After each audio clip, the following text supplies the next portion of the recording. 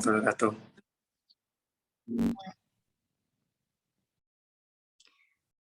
Gimana nih teman-teman kabarnya? Sehat-sehat semua ya, semoga. Sebelumnya saya ingin mengucapkan banyak terima kasih nih untuk teman-teman yang udah menyempatkan waktunya untuk bergabung di kajian Vokdem pada malam hari ini.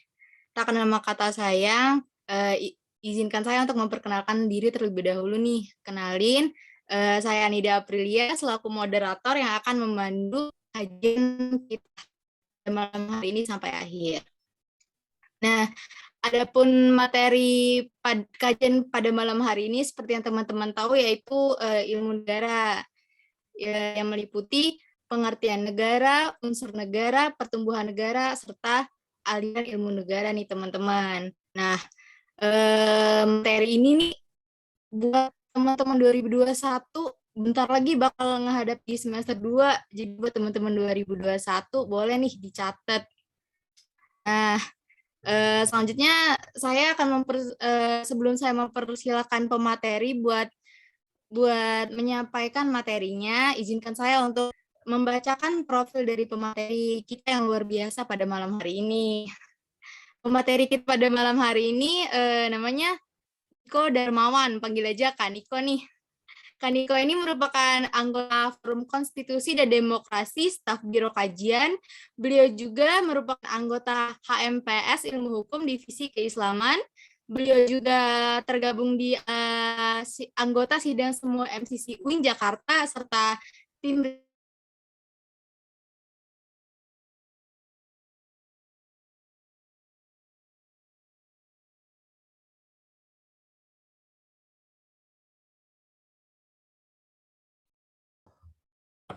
teman-teman sinyalnya tadi keputus.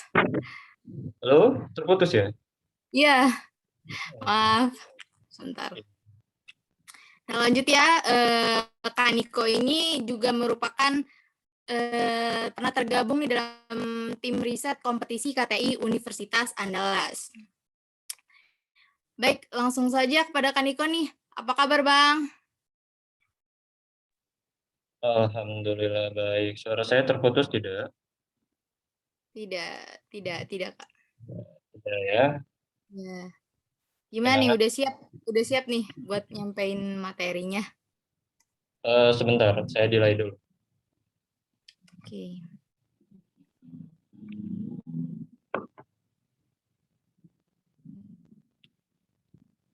Oke, saya sudah terlihat ya? Udah nih, Bang. Langsung aja mungkin ya, Bang. Udah siap kan? Iya, sudah. Baik, kepada Kak Niko, saya persilakan untuk menyampaikan materinya. Oke, baik. Bismillahirrahmanirrahim. Assalamualaikum warahmatullahi wabarakatuh. Sebelumnya saya ucapkan terima kasih dulu ya kepada moderator nih atas waktu yang sudah diberikan kepada saya ya untuk menjelaskan materi ilmu negara kita pada malam hari ini, dan juga also thank to you gitu ya, the Forum Constitution and Democracy yang sudah memfasilitasi acara kita ya pada malam hari ini gitu ya. You are all the best gitu. Okay guys, introduce myself. My name is Niko Darmawan, a fourth semester student majoring in law. Will be the speaker for you tonight ya. Saya akan menjadi pembicara kalian pada malam hari ini. Jangan sebut saya seorang pemateri karena saya cukup keberatan dipanggil itu ya. Oke, silahkan bagi yang tidak ada halangan untuk mengaktifkan kameranya. Saya juga bisa tahu udah melihat kalian ini siapa aja gitu ya. Oke, di sini ini screen sudah terlihat ya? Oke, sudah terlihat belum? Lihat, Kak. Oke, sudah terlihat ya.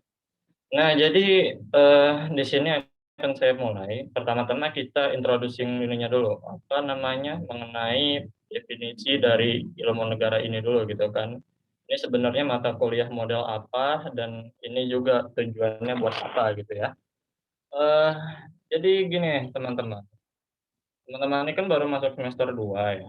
Baru masuk semester 2 dan di sini teman-teman juga nanti akan ketemu sama mata kuliah ini. Nah, mata kuliah ini itu layaknya PIH atau PHI, teman-teman. Ini merupakan mata kuliah pengantar kalian buat nanti mata kuliah semester atasnya gitu kan. Karena nanti di semester 3 entah itu 4 kalian akan belajar cabang-cabang dari ilmu negara ini gitu. Nah, kenapa begitu ya? Kenapa bisa dibilang sebuah pengantar gitu? Karena sebelum kalian mempelajari spesifikasi lebih khusus dari mata kuliah hukum-hukum yang lain gitu ya, terlebih lagi pengkhususan hukum lembaga negara gitu kan, semuanya itu nanti bakal berangkat dari sini gitu ya. Oke, bisa langsung di next slide saja, moderator. Oke, sudah terlihat ya. Dan inilah pembahasan kita pada malam hari ini. Ada 4 pembahasan.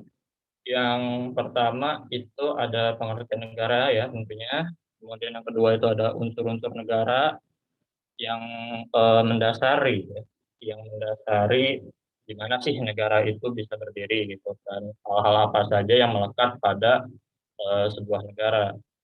Dan kemudian yang ketiga, kita akan mempelajari perihal pertumbuhan negara ya, bagaimana caranya negara itu tumbuh dari yang tadinya kecil menjadi besar, kemudian beralih ke negara yang modern, dan terakhir kita akan mempelajari aliran-aliran dalam ilmu sejarah gitu ya. Dan sebelumnya nih, terima kasih juga ya buat teman-teman angkatan Abang. Manggilnya Abang aja kali ya, jangan panggil saya gitu ya, terlalu formal kali ya. Nah, panggil Abang atau saya boleh,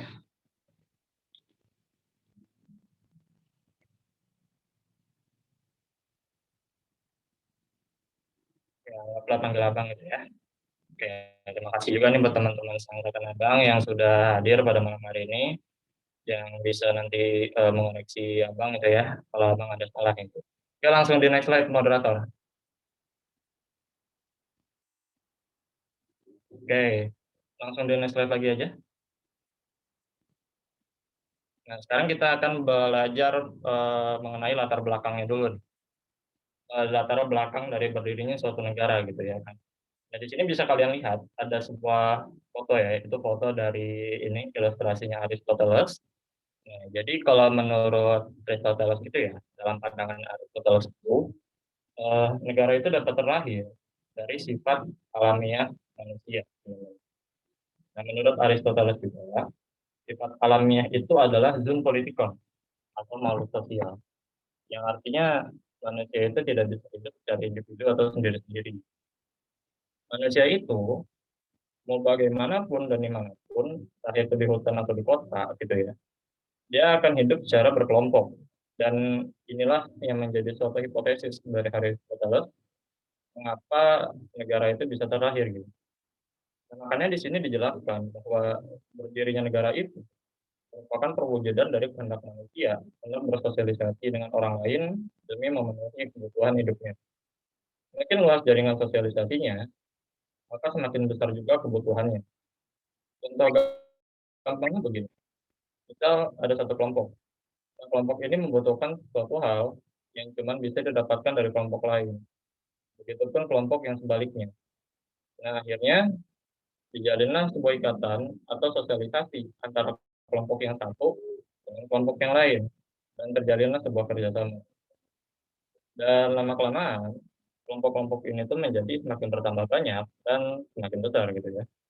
Lambat laun, menurut Aristoteles juga, kelompok-kelompok ini akan semakin bertambah banyak jumlahnya dan membentuk sebuah organisasi-organisasi yang mana nanti organisasi ini itu akan bersatu lagi gitu menjadi satu kesatuan yang besar sehingga lambat laun terciptalah sebuah negara yang bertujuan untuk menampung kebutuhan-kebutuhan dari organisasi. Next slide.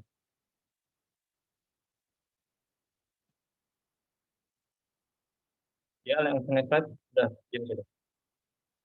Nah, lalu eh, negara itu sebenarnya apa sih? Apa tujuan dilahirkannya sebuah negara itu cuma buat memenuhi kebutuhan hidup dari suatu organisasi gitu ya. Kalau kita lihat dari pengertian secara garis besarnya, secara umum, negara itu eh, adalah suatu organisasi kekuasaan yang bertujuan untuk melindungi dan memelihara keselamatan hidup masyarakat. serta berupaya mensejahterakan hidup masyarakatnya. Nah, kalau kalian nanti ada yang diajar sama ilmu negara sama Prof. Salman ya, Prof. Salman Magalantung, itu beliau mendefinisikan gitu. Kalau negara itu adalah suatu tempat tertentu yang telah pasti batasan-batasan wilayahnya, yang di dalamnya ditempati oleh suatu bangsa atau masyarakat tertentu dan dipimpin oleh sebuah pemerintahan yang berdaulat. Oke, next slide.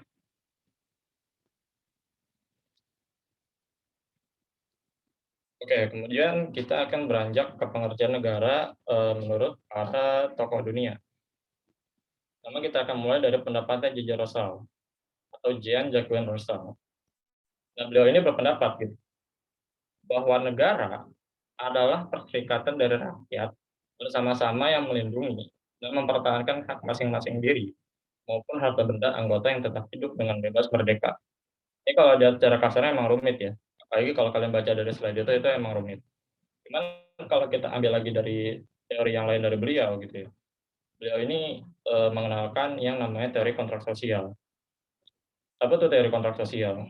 Dan apa hubungannya sama negara? Jadi gini, menurut pandangannya beliau, suatu negara itu dapat terlahir akibat adanya suatu perjanjian yang dibuat antara rakyat banyak dengan penguasa, sehingga tercapailah suatu kontrak kesepakatan antara pemimpin dengan rakyatnya gitu. Jadi sebelum mereka bikin suatu negara, dibikin perjanjian dulu tuh. Kalau penguasa melanggar perjanjian nanti sanksinya apa?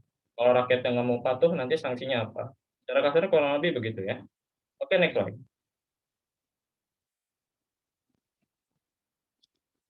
Ya, bisa di next slide. Udah diam di situ, di lognya. Oke, kemudian ada pengertian negara menurut Logman, ya. Menurut tokoh yang satu ini, gitu ya, negara itu bisa kita artikan sebagai sebuah apa itu namanya organisasi kekuasaan. Dan ya hal ini tentu tidaklah salah gitu, karena memang sejatinya di dalam suatu negara, ya, entah itu dimanapun, pasti memiliki sebuah kekuasaan, baik itu dari satu kelompok yang dominan maupun bukan. Gitu. Lebihnya kalian bisa baca sendiri di slide ya, mengenai pendapatnya beliau perihal negara ini. Di sini Abang mau menambahkan substansi aja ya dari materi yang ada di samping. Nah, menurut beliau juga, negara itu dilahirkan dengan tujuan untuk mengatur dan menyelenggarakan masyarakat menggunakan kekuasaannya tertinggi, kekuasaan yang tertinggi, atau kekuasaan yang berdaulat. Kalau kita lihat contoh dari negara kita sendiri, ya nih Indonesia gitu ya, kekuasaan tertinggi di negara kita itu dipegang oleh siapa? Pemerintah kan? Atau dalam hal ini presiden. Dan menurut pandangannya Logman, pemerintah atau presiden ini menggunakan kekuasaan yang melekat padanya untuk mengatur negara demi tercapainya suatu tujuan bersama gitu ya dari negaranya tersebut. Gitu. Oke, langsung ke next slide.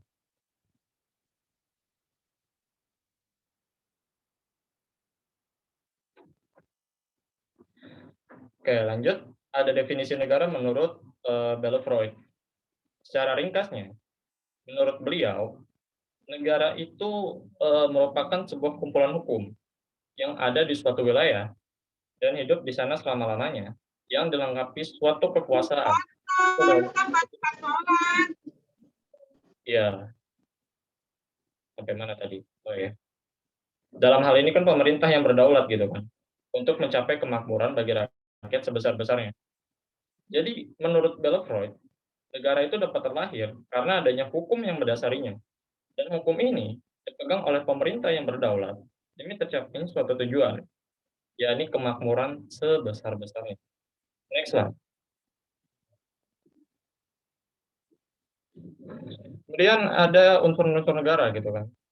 Nah, teman-teman semua, itu langsung di next slide aja, Mbak. Unsur-unsur berdirinya suatu negara itu terdiri dari dua unsur, yakni unsur konstitutif dan unsur deklaratif. Yang pertama kita bahas unsur konstitutif dulu. Unsur konstitutif ini merupakan unsur yang mutlak itu harus ada pada suatu negara gitu. Mengapa begitu? Karena unsur konstitutif ini itu memiliki peranan yang penting gitu. Dan unsur inilah gitu kan yang nantinya akan dilihat bahwa negara itu memang benar adanya di muka bumi ini gitu. Setidaknya terdapat 3 unsur pokok yang harus ada dan, wajib sekali ada gitu kan dalam suatu negara. Pertama yaitu harus ada rakyatnya. Nah, rakyat inilah yang memegang peranan paling penting di suatu negara. Kenapa? Karena tanpa adanya rakyat, negara itu nggak bisa menjalankan kegiatannya gitu. Pemerintah juga nantinya bakal, kebingungan mau memerintah apa, mau bikin aturan tentang apa, kalau rakyatnya nggak ada gitu. Kemudian unsur yang kedua adalah wilayah gitu. Nah, wilayah ini juga memiliki peran yang penting dalam suatu negara gitu. Demikian, karena wilayah inilah gitu kan yang akan menjadi tempat bagi rakyat tersebut itu hidup gitu, dan tinggal di dalamnya. Kalau menurut Profesor Prof. Salman gitu ya kan, definisi dari unsur konstitutif wilayah itu kurang lebih seperti itu. Dan juga wilayah ini nantinya akan menjadi sebuah identitas gitu yang melekat bagi penghuninya atau rakyatnya gitu. Dan nantinya menandakan bahwa rakyat itu adalah penghuni wilayah ini, baik itu dimanapun dia berada. Contohnya seperti turis asing gitu, yang berlibur ke suatu negara tertentu. Dia akan tetap diakui bagi warga negara dia berasal, meskipun ia sedang berada di negara lain. Dan terakhir ada pemerintah yang berdaulat. Unsur ketiga ini sama seperti unsur-unsur sebelumnya. Dia juga memiliki peran yang penting gitu kan dalam suatu negara. Karena tanpa adanya pemerintah yang berdaulat, negara itu nantinya akan bisa diatur gitu. Kalau negara dan rakyat itu bisa diatur, proses untuk menuju ke arah kemakmuran dan kesejahteraan nantinya akan terhambat gitu. Dan bisa jadi gitu, tujuan tersebut tuh nggak tercapai. Ya Mbak, bisa langsung the next slide. Oke, kemudian unsur yang kedua, ada unsur deklaratif. Nah, unsur deklaratif ini sifatnya nggak mutlak gitu. Ketika suatu negara itu berdiri, tapi bukan berarti unsur ini nggak penting ya. Malah ketika negara itu baru saja berdiri, unsur deklaratif ini itu sangat dibutuhkan gitu bagi negara tersebut. Nah, secara ringkasnya, unsur deklaratif ini sesuai dengan namanya, yakni adanya pengakuan dari negara lain.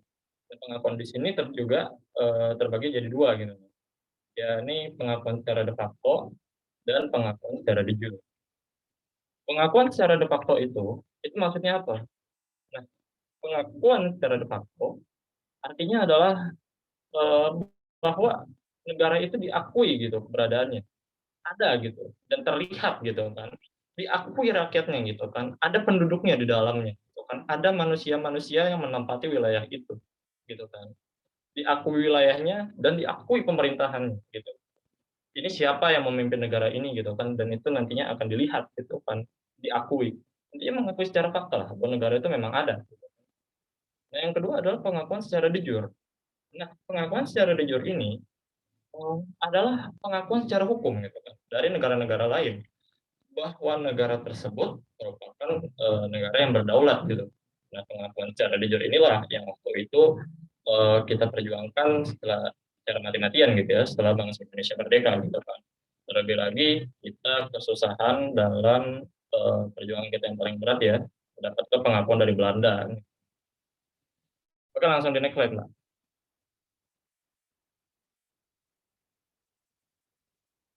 Lanjut ke materi yang ketiga, ini langsung di next slide. Nah, udah diam. Oke, kemudian yang ketiga kita akan mempelajari perihal pertumbuhan negara ini. Nah, teman-teman semua, pertumbuhan negara ini singkatnya adalah sebuah proses. Bagaimana cara negara itu tercipta atau terlahir? Pertumbuhan negara ini dibagi jadi dua, yakni primer dan sekunder. Pertumbuhan negara primer adalah pertumbuhan negara yang berasal dari satu kesatuan masyarakat hukum yang terkecil. Catat itu, dari yang terkecil dulu menjadi suatu kerajaan, lalu kemudian berkembang lagi menjadi state atau negara yang terus tumbuh dan berkembang menjadi negara yang modern.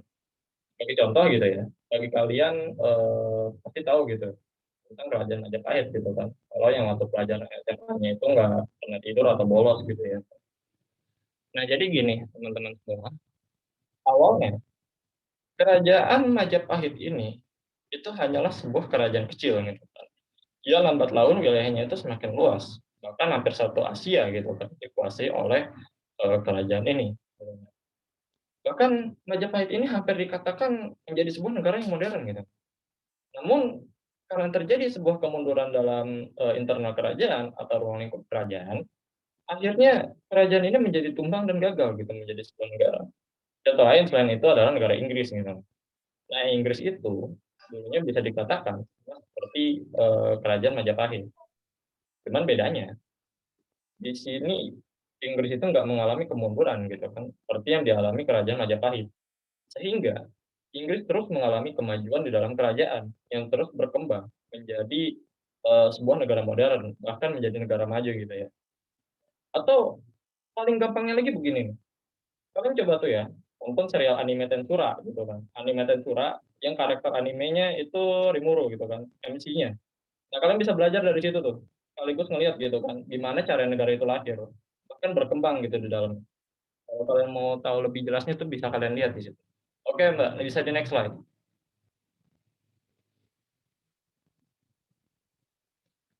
Kemudian ada yang namanya pertumbuhan negara sekunder. Nah, kalau pertumbuhan sekunder itu ya, adalah sebuah proses kebalikan dari pertumbuhan negara primer. Kalau tadi sebelumnya negara itu terlahir dari sebuah masyarakat hukum terkecil gitu ya, atau sebuah perkumpulan yang terkecil, maka dalam pertumbuhan negara sekunder, negara itu dapat lahir gitu ya, akibat dari beberapa hal, seperti adanya proklamasi gitu, separatis, aneksasi, okupansi dan lain sebagainya gitu. Sebagai contohnya gitu negara kita gitu ya, negara Indonesia yang terlahir dari adanya proklamasi kemerdekaan gitu, yang menyatakan bebas dari penjajahan gitu. Banyak kok contoh-contoh negara yang mengalami pertumbuhan negara secara sekunder gini. Oke, next slide. Kemudian kita akan lanjut ke sub materi berikutnya, yakni aliran-aliran dalam ilmu negara gitu ya. Yang pertama kita akan mulai dulu dari negara menurut aliran atau pandangannya Plato. Nah, Plato menganggap gitu, negara itu sama dengan manusia, yang di dalamnya memiliki kemampuan, yakni akal pikiran, kehendak, dan perasaan. Singkatnya begitu. Nah, menurutnya, konsep negara yang ideal itu akan terbentuk tuh, atau tercipta bila di dalamnya memiliki 3 golongan. Yakni golongan pertama adalah golongan yang memerintah. Golongan ini bukan golongan sembarangan, karena menurut Plato, negara itu harusnya dipimpin oleh orang-orang yang berakal dan berilmu tinggi. Karena golongan inilah yang nantinya akan menjadi otak gitu, menjadi sebuah kepala gitu dari sebuah negara. Kemudian golongan yang kedua adalah golongan kesatria atau prajurit yang bertugas menjaga keamanan negara dari ancaman-ancaman yang ditimbulkan dari hasrat manusia. Dan yang golongan yang ketiga itu adalah golongan rakyat biasa yang dapat disamakan dengan perasaan manusia. Nah, paham dari Plato ini sebenarnya bukanlah paham yang tetap dihadirkan gitu ya, karena sifatnya itu masih berupa angan-angannya beliau aja gitu. Bahkan nggak menutup kemungkinan gitu bahwa negara jenis ini tuh nggak terwujud. Gitu. Mengapa demikian? Gitu. Karena Plato itu menganggap bahwa manusia sendiri itu kan emang hakikatnya nggak sempurna gitu. Akhirnya di sini Plato mencoba membentuk sebuah konsep negara yang lain gitu kan, semaksimal mungkin yang dapat dicapai hanya dengan hukum. Gitu. Konsep dari Plato inilah yang bisa menjadi cikal bakal konsep negara hukum yang sekarang ini kita kenal gitu. Karena menurutnya dalam negara hukum itu semua orang dapat tunduk tanpa pandang bulu, baik itu raja, penguasa maupun rakyat biasa. Oke, lanjut.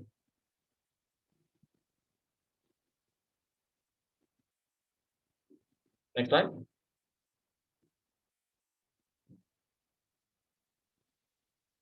Oke, kemudian ada aliran negara menurut Thomas Aquino atau biasa dikenal juga dengan nama Thomas Aquinas.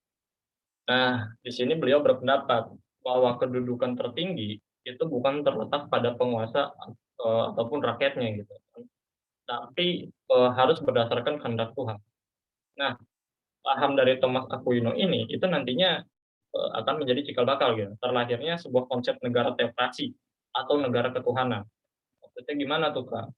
Nah, dalam aliran negara teokrasi atau ketuhanan ini, kekuasaan yang tertinggi itu dipegang oleh Tuhan. Nah, terus kalau Tuhan nggak kelihatan dan kita nggak tahu itu Tuhan memerintahkan apa gitu kan, gimana caranya kita menerapkan konsep teokrasi ini gitu kan? Itu kan yang jadi pertanyaan kalian kan. Dulu abang juga sempat gitu nanya-nanya. Nah, jawabannya kelemahannya terletak pada penguasa atau raja di negara yang menggunakan paham ini. Nah, menurut aliran teokrasi ini, raja ataupun penguasa itu dianggap sebagai jelmaan Tuhan atau pesuruh dari Tuhan. Atau kalau dalam agama Islam itu kita bisa bilang sebagai nabi atau rasul. Cuman ini beda konteks ya, jangan kepanjangan nanti udah demo. Oke, nah di sini raja atau penguasa itu memiliki kekuasaan yang bersifat absolut dan tidak dapat diganggu gugat. Segala hal apapun itu, kalau menurut penguasa harus dijalankan, ya mau nggak mau harus dijalankan gitu.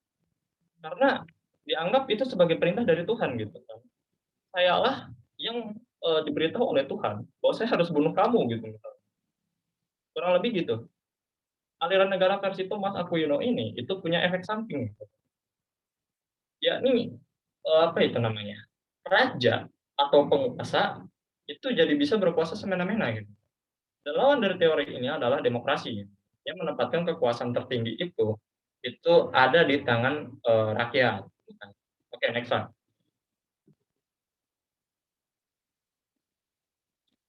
Kemudian yang berikutnya adalah yang akan kita bahas negara dari versinya Kromek. Gimana ini bacanya? Nah, Kromek itu bisa dibilang sebagai pelopor dari paham komunisme. Yang pasti kalian udah tahu lah apa itu komunisme gitu kan. Nah, di sini ini cukup rumit nih Abang bahasnya. Nah, di sini itu intinya Kromek itu menganggap gitu kan bahwa konsep negara yang ideal itu adalah negara kelas. Maksudnya gimana tuh Kak? Jadi menurut pandangannya ini gitu ya. Negara itu akan tetap ada sebagai sebuah organisasi akibat dari suatu penjelmaan sejarah dan sebagai hasil dari kehidupan manusia itu tersendiri. Memang ya, terkesannya itu rumit gitu. Bang aja karena masih suka bingung. Cuman di sini Kromek itu hanya ingin memberitahukan gitu atau memberikan wawasan bahwa suatu negara yang ideal itu adalah negara yang bisa menghadapi kenyataan. Udah, kurang lebih segitu. Oke, Mbak, next slide.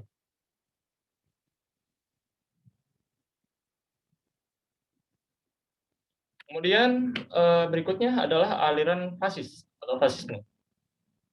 Aliran jenis ini itu menolak adanya negara hukum yang demokratis yang mengakui adanya hak-hak merdeka bagi manusia. Paham ini juga enggak mengakui gitu ya adanya pembagian kekuasaan karena itu dianggap sebagai sekunder gitu. Enggak seperti di kita gitu. Kalau kita kan demokratis. Kalau negara yang menganut paham ini kan fasis gitu ya. Nah, paham fasis ini itu kan mengajarkan gitu bahwa kekuasaan yang tertinggi itu hanya dipegang oleh negara. Semuanya dipegang oleh negara, baik itu urusan ekonomi, politik, kesehatan dan lain sebagainya gitu. Dalam negara yang menganut ajaran ini, itu hanya ada satu partai sebagai elit kekuasaan dan tidak mengakui adanya partai lain. Jadi dia partai apa ya? Partai prioritas bisa kita bilang. Biasanya ciri-ciri dari negara fasis ini itu adalah totaliter, otoriter, dan kooperatif gitu kan, korporatif. Dan negara yang menganut paham fasis ini itu apakah? Contohnya seperti negara Cina gitu, atau Tiongkok yang dipimpin oleh Engkau Xi Jinping tuh. Dan yang kedua itu ada Korut gitu kan, Korea Utara yang dipimpin sama Kim Jong Un. Jadi kurang lebih begitu. Ya kan? Tapi kita nggak tahu apakah di dalam negara itu benar-benar terjadi sebuah otoriteran gitu kan yang nyata gitu ya. Gitu. Oke Mbak, next slide. Oke, dan ini adalah sebuah slide terakhir dan di slide terakhir ini ada sebuah aliran liberalisme. Paham liberalisme ini ya, itu biasanya nggak jauh tuh dari ajaran kapitalis. Karena ibarat satu mata koin yang memiliki dua sisi, kurang lebih ilustrasinya itu begitu. Nah, ajaran kapitalis itu ya, bagi yang belum tahu, itu secara mudahnya adalah sebuah ajaran paham ekonomi yang menghasilkan keuntungan sebesar-besarnya, namun dengan modal yang sekecil-kecilnya. Aliran ini tuh merupakan sebuah ajaran yang dikenalkan oleh Immanuel Kant. Kalian bisa cari sendiri namanya Immanuel Kant yang menghendaki gitu ya, adanya kebebasan bagi rakyat terlepas dari campur tangan pemerintah dengan mengemukakan unsur-unsur yang penting gitu kan dalam negara hukum seperti hak asasi manusia atau HAM dan konsep pembagian kekuasaan. Paham liberalisme ini juga itu memberikan kesempatan bagi setiap individu untuk mengembangkan bakatnya masing-masing ya, tanpa adanya paksaan, tekanan, dan lain-lain. Dengan filsafat hidup ini, maka diharapkan gitu kan, akan tercapainya sebuah kebahagiaan dalam hidup. Namun perlu dicatat juga gitu ya teman-teman, apabila kebebasan itu tidak diberikan batasan gitu kan, kebahagiaan hakiki itu belum tentu bisa dicapai gitu kan. Malah bisa jadi karena terlalu bebas, akhirnya kepentingan yang satu dengan kepentingan yang lain itu bisa bertabrakan, bentrok, dan bisa jadi kan menimbulkan pertumpahan darah. Dan contoh negara yang menganut ajaran paham ini adalah Amerika Serikat, namun dengan batasan-batasan tertentu. Oke, teman-teman, that's enough what I can say to you to all tonight. Thank you for the opportunity that has been given. Kurang lebihnya mohon maaf, saya kembalikan kepada moderator.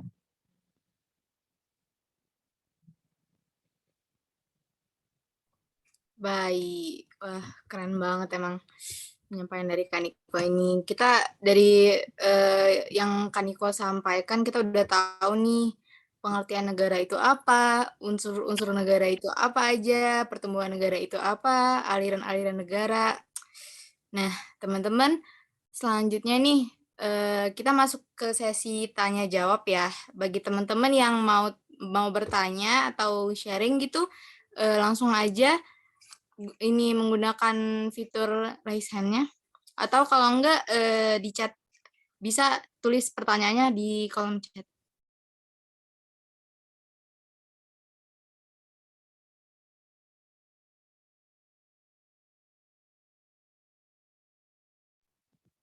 Ya, dipersilahkan semua. Ini Alvito masih ada nggak ini di sini? Jangan tidur lu. Ayo teman-teman, yang mau nanya nih langsung aja. Atau mau konsul perihal kuliah juga nggak masalah. Gitu. Mau konsul tentang KRS juga tidak masalah. Mau tanya-tanya dosen-dosen yang enak juga nggak masalah. Mumpung masih ada kakak-kakak di sini nih. Itu ada Kak Alvito, ada Kak Emi gitu kan. Mungkin yang bisa sharing, ada siapa lagi. Banyak di sini. Yuk teman-teman, yuk. Langsung yuk. Sayang banget loh kalau nggak nanya-nanya. Di sini udah banyak nih juga kakak-kakak. Nah, ada nih dari Imam Gunawan. Silakan. Bang nanya dong, cuman di luar konteks nggak apa-apa kan ya? Tidak apa-apa selagi abang sanggup. Enggak, biasanya tuh kalau untuk semester 2 itu request bukunya karangan siapa gitu ya? Kayak ilmu negara apa? Oh, buku ya. Kalau untuk buku nih, biasanya tiap kelas beda-beda sih. Iya nggak, Vito? Emi? Biasanya kalau buat request buku tuh beda-beda ya? Iya, beda-beda. Tergantung dosen juga sih. Tergantung dosen juga. Kalau waktu zamannya abang itu kan abang pilih Prof. Salman. Nah beliau itu sebenarnya nggak merekomendasikan buku, yang penting beliau tuh materinya. Pernah sih kayaknya sekali beliau rekomendasiin buku Ilmu Negara tuh karyanya antara Suhino tuh yang ini nih, langsung ada di sini. Nah ini nih, kelihatan nggak? Kelihatan ya? Kurang lebih ini, sama satu lagi tuh karangannya ini apa? Dr. Nikmatul Huda. Nah, beliau tuh rekomendasinya itu. Kalau Emi waktu itu direkomendasiin apa? Dia sama Pak Irkum ya? Emi lo sama Pak Irkum ya? Iya, gue sama Pak Irfan. Ada Ya rekomendasi kalau buku? sebenarnya Pak Irfan juga sama sih, nggak merekomendasikan buku atau apa, tapi biasanya cutting itu kayak ngasih tahu sih buku ilmu negara. Ada 2 kalau gue pakainya, ilmu negara yang Suhino sama kayak Niko juga, sama yang Prof. Bintan Saragi. Nah itu kalau buat rekomendasi buku. Kalau buat ilmu Kalau negara ya. ilmu negara ya.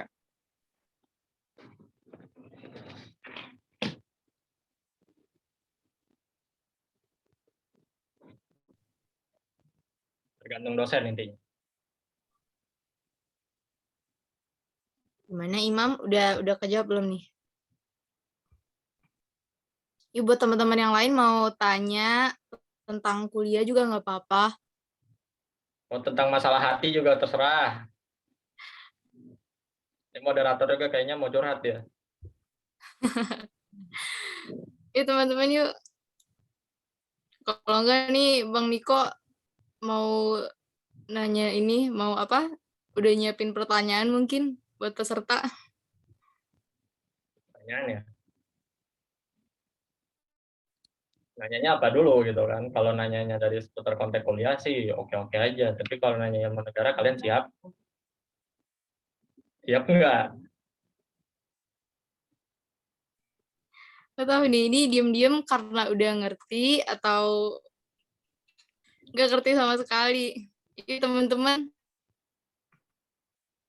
Atau mungkin gini aja, kalian nanti bisa siapin pertanyaan, nanti ditulis, entah itu diketik atau tulis, ntar bisa kumpulin tuh nanti ke moderatornya nih, ke Mbak siapa ini? Anida ya? Mbak Anida Aprilia gitu tadi ya. Jadi kolektifin ya, dari situ, ntar abang coba jawab gitu. Ntar jawabannya abang kirim sekitar 2 hari, 3 hari ke depan. Gimana? Setuju nggak kalau gitu?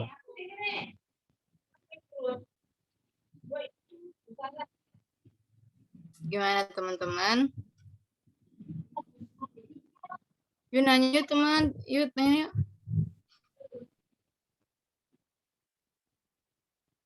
Ini kita sampai jam berapa? Mungkin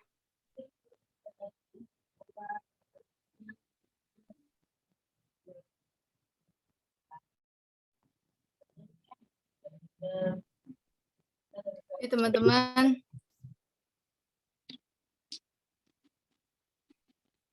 Kita sampai jam berapa, Anida?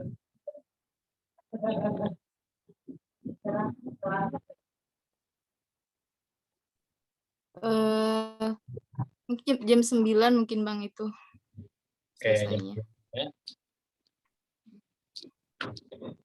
Silahkan nanya tentang kuliah juga nggak apa-apa, KRS, kan, tentang dosen, nggak masalah.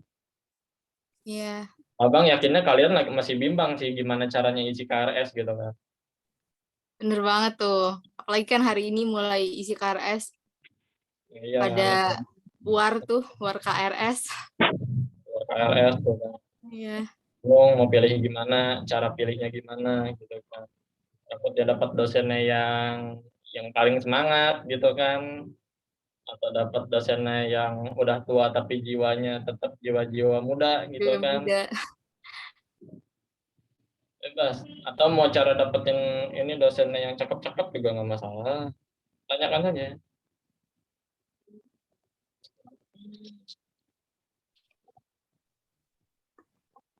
Ini ada nih Bang di kolom chat, aku bacain ya. Assalamualaikum Bang, maaf mau tanya. Itu kan tadi ada berbagai aliran-aliran ilmu negara. Nah, dari berbagai aliran tersebut, menurut pendapat Abang nih, manakah yang cocok diterapkan di Indonesia?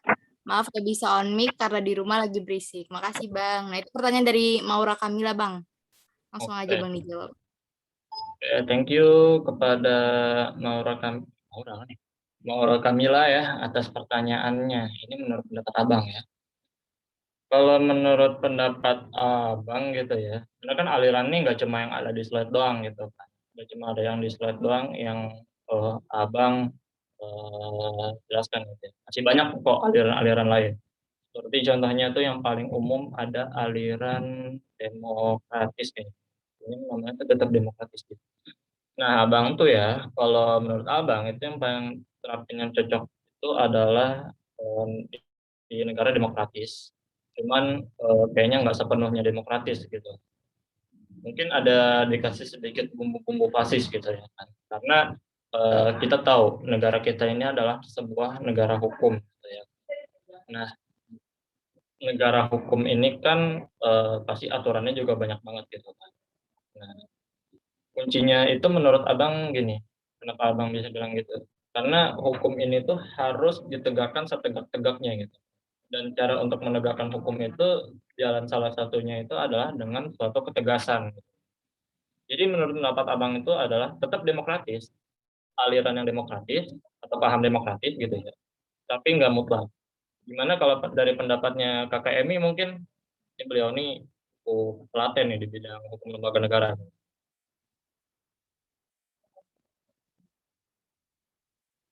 Silakan Kakak Emi, apabila ingin berpendapat.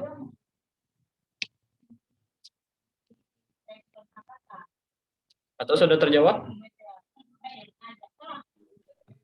Cukup sih Niko, karena kan sebenarnya masing-masing aliran terbentuknya negara banyak ya, dan masing-masing punya kelebihan dan kekurangannya masing-masing gitu sih. Jadi sebenarnya semua teori aliran ilmu negara bisa aja gitu ditermak di dalam maksudnya tercipta di Indonesia atau dianut oleh Indonesia, gitu kan. Karena kayak teori teokrasi di mana ada kekuatan Tuhan dan segala macam, dan Indonesia juga mengakui adanya ketuhanan itu sendiri, terbukti dari Pancasila sila pertama dan juga beberapa peraturan perundang-undangan yang juga berdasarkan agama. Terus juga ada sosialisme juga nih, misalkan dari mana, dari yang sila kelima juga nih, Pancasila, keadilan sosial bagi seluruh rakyat Indonesia, di mana keadilan di sini ialah sosial bagi seluruh rakyat Indonesia ya sama rata gitu semuanya. Jadi kan sebenarnya kita kombinasi gitu. Terus tadi janji Rosso bahwa negara merupakan bentuk dari perjanjian antara warga negara dengan negara atau pejabat gitu kan. Nah sebenarnya juga ada nih di mana perjanjian yang ada di Undang-Undang Dasar 1945 gitu, sehingga warga negara yang berkontrak dengan pejabat ataupun pemerintah harus mengikuti Undang-Undang Dasar atau peraturan perundang-undangan yang lainnya. Itu sebenarnya kombinasi sih semuanya. Ya jadi nggak mutlak ya, nggak mutlak kita caplok itu demokratis itu mentah-mentah gitu ya kan. Negara kita tuh kayak apa yang kata Bang Wara bilang gitu kan, kayak negara campur sari gitu kan, ini caplok itu caplok gitu kan, ini ambil, selagi bagus ambil, selagi jelek udah buang aja gitu kan, kurang lebih begitu. Jadi kenapa Abang jawab bilang demokratis tapi nggak mutlak, ya itu tadi gitu kan, banyak aliran-aliran yang masuk ke dalam negara kita gitu. Tapi ya bukan cuma negara Indonesia juga gitu. Ada kok negara-negara lain gitu kan yang juga sama seperti kita gitu ya. Kalau nggak salah waktu terakhir kali Abang baca kayaknya itu dari web mana kayak. Itu Korea Utara itu nggak sepenuhnya lagi dia fasis gitu. Tapi dia juga sedikit menerapkan demokratis gitu kan dalam negaranya. Nah ini membuktikan gitu kan bahwa negara itu nggak mutlak kalau mentah-mentah satu aliran tertentu gitu. Itu jawabannya. Gimana? Sudah terjawab? Gimana Mauro? Udah nih Bang.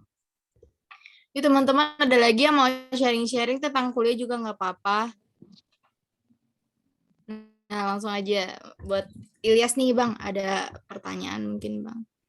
Assalamualaikum warahmatullahi wabarakatuh. Waalaikumsalam.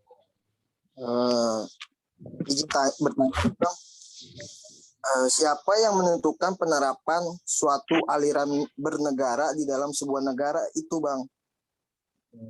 Apakah seluruh masyarakat negara tersebut atau hanya segelintir orang di dalam negara tersebut? Tapi segelintir orang ini yang berkuasa gitu. Dan bila ada segelintir orang tersebut, apakah apakah daerah yang dipimpin segelintir orang tersebut bisa dikatakan sebuah negara, Bang? Sekian dan terima kasih.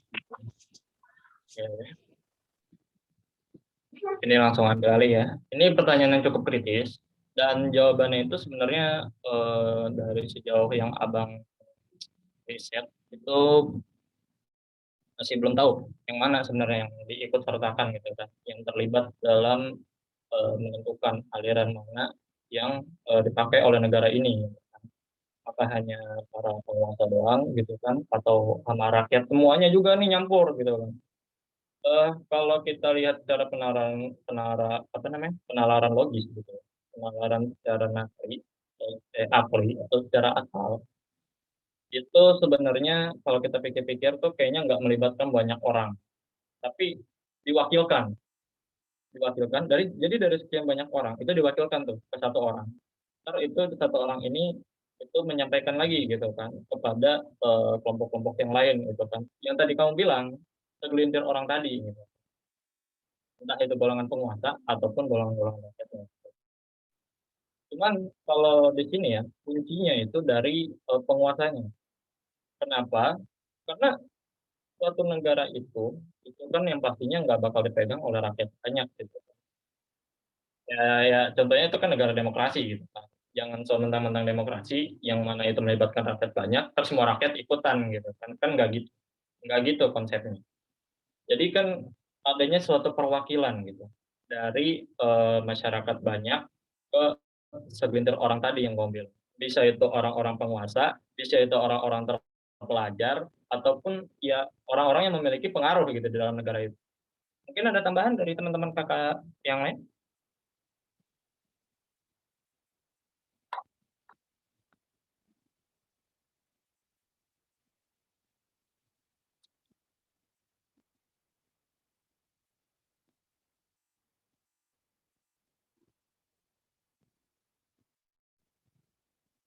Atau gimana? Sudah terjawab? Gimana Ilya, sudah terjawab belum? Cukup sih Bang, jadi ilmu juga sih Bang. Tadi Abang bilang demokrasi itu bukan berarti melibatkan seluruh rakyat, tapi hanya yang dipercaya oleh rakyat. Oh, keren sih penjelasannya Bang. Makasih Bang ya. Nah iya, soalnya kan kalau semakin banyak kepala, semakin banyak pikiran gitu kan. Kita yang punya satu kepala aja karena pikirannya nyampe 2 gitu kan, atau gimana ini gitu kan. Banyak orang gitu kan, banyak pikiran, jadi pusing juga kan mau nentuin aliran yang mana. Berikutnya, Yuk teman-teman, ada lagi nggak nih yang mau tanya atau sharing juga? Yuk langsung aja yuk.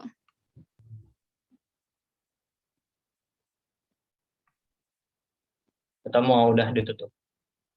Udah malam juga kali ya. Tapi sebelum itu foto bersama dulu mungkin. Iya. Buat Dari dokumentasi. dari aku terakhir nih Bang, mungkin Hmm. ada tips gitu buat milih dosen buat isi-isi KRS gitu. Apalagi kan teman-teman semester 2 nih, bentar lagi. Udah mulai isi KRS. Apa rekomendasi dosen ya masuknya ya? Rekomendasi dosen yang cocok gitu ya? Iya Bang, tips-tips buat milih dosen gitu. Oke, tips untuk memilih dosen. Sebenarnya nggak ada tips khusus, itu cuman oke-okean aja ya. Jadi kan kalau kita ikut apa kata kampus atau prodi atau fakultas gitu, itu sebenarnya nggak boleh tuh kita campur kelasnya dari A, B, C, sebenarnya nggak boleh. Jadi kalau udah pilih A, yang tadinya kamu semester 1 nih, misalnya kelas A, ya udah semester 2 nanti harusnya A aja. Itu nggak bakal boleh tuh. Kalau campur B, C itu nggak boleh. Nah, tipsnya itu kalian bisa tanya-tanya dulu ke kakak-kakak tingkat kalian gitu kan. Mana dosen yang cukup aware gitu dengan kalian, mana dosen yang cukup cukup nyantol dengan kalian gitu kan. Gimana sih kriteria dosen yang kalian mau, itu kalian konsultasi dulu sama kakak tingkat kalian. Kalau konsultasinya sama dosen yang bersangkutan gitu kan, ataupun sama fakultas atau prodi itu ya bukan boleh gitu. Tipsnya di situ, tanya-tanya dulu. Jadi jangan asal. Gimana? Oke, bener. Udah jelas banget Bang. Gimana teman-teman, masih ada yang mau nanya atau sharing gitu?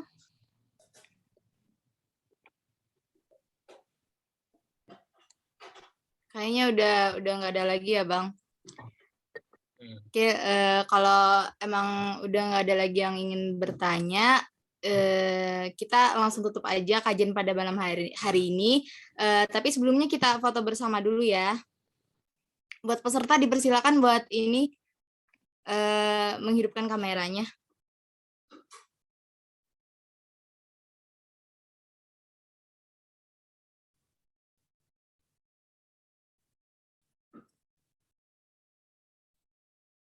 Teman-teman, kita foto bersama dulu ya.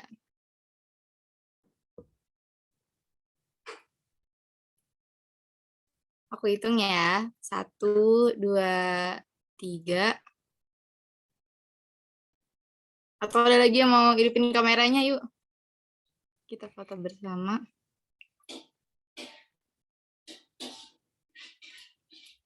1, 2, 3.